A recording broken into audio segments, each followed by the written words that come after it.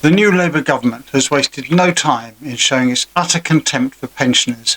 Welcome to Grey Matters.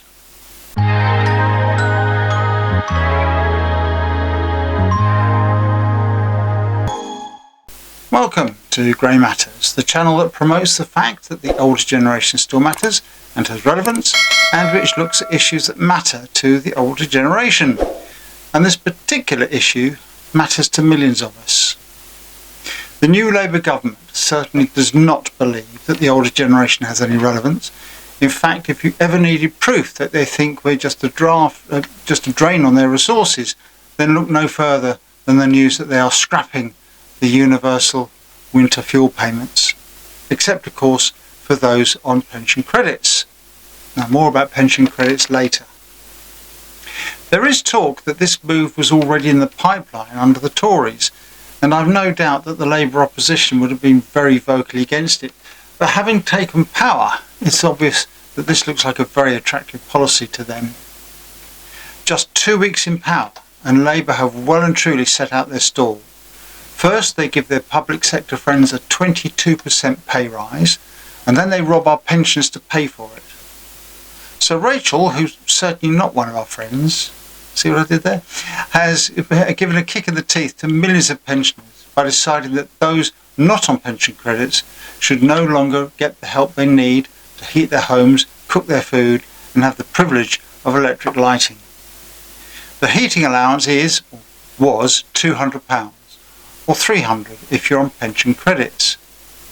And they're doing this at the same time as spending, wait for this, £11 billion on overseas climate aid. What's that about? And they've also promised £8 billion to GB Energy, a so-called green energy company.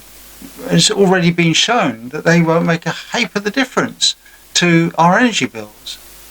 So just, stop that ridiculousness and look after your pensioners instead, who are currently matching Denmark as the lowest paid pensioners in Europe. Now, Rachel Reeves, the evil witch of the Exchequer, claims that she's been forced to make difficult decisions to find £5.5 billion of savings. It must have been a really difficult decision for her to target the low-hanging fruit that is the older generation. Now, here's another idea to raise the money you need, Rachel. Stop spending millions on giving illegal migrants warm and cosy hostels to live in with allowances and free healthcare. And again, look after your elderly population instead. Now, this attack on pensioners wasn't in their manifesto, surprise, surprise, nor was it in their budget. And do you recall the King mentioning it in his speech? No, of course not.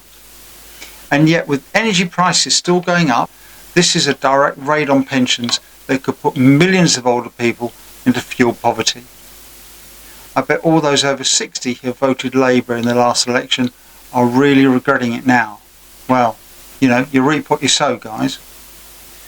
Maybe it's a cynical ploy to reduce the NHS waiting lists by killing us all off. I've got no doubt that the next attack on us will be the withdrawal of free prescriptions for the over 60s. Between us, my wife and I have 6 medications a month that would cost us around £60. If we were lucky enough to have the funds, we could get a discount by paying an annual fee of £114 each. Of course, the general population is also at risk from Labour's raids on our incomes. I've got no doubt that the motorist will be the next target, with increases to fuel excise duty and fuel duty. Now, as for pension credits, let me just explain about them, just in case you don't know. Now, I accept there are often anomalies in the amount of state pension paid, but according to gov.uk, the basic state pension is £169.50 per person per week. And if you qualify for pension credits, they top up your weekly income to £218.15 if you're single, and your joint weekly income to £332.95 if you have a partner. So well, that gives them about the same as those on a basic pension. Now, if all the pension credit system did was to level the playing field and put everyone on the same pension, that would be great. But why, if the credits do put them on that same basic pension, do they then get additional bunts, such as reduced council tax and help with NHS costs?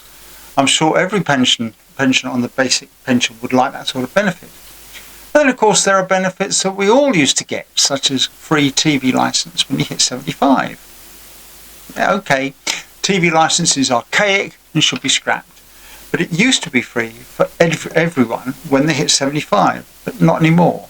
Now you only get that free if you're on pension credits.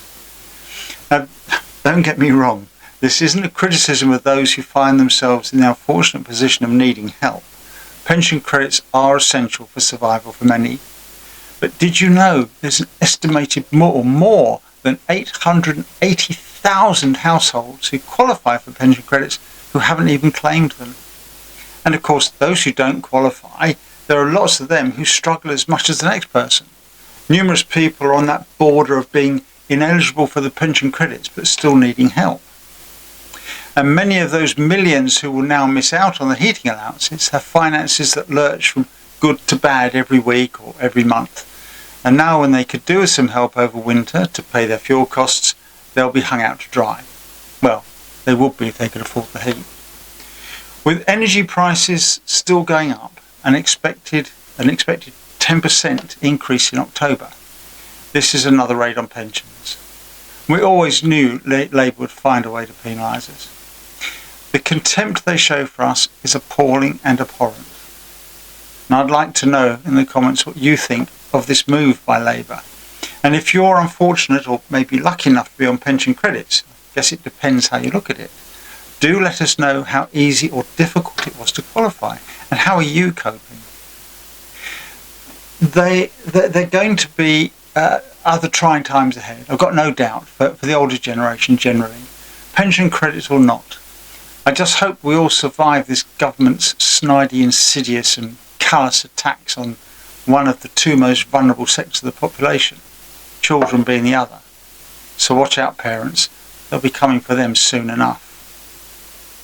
In the meantime, guys, thanks for joining us. Do like, subscribe and hit that bell to be notified of future content. And we'll see you next time in the next edition of Grey Matters. So until then, hopefully I'll be a bit calmer. It's bye for now.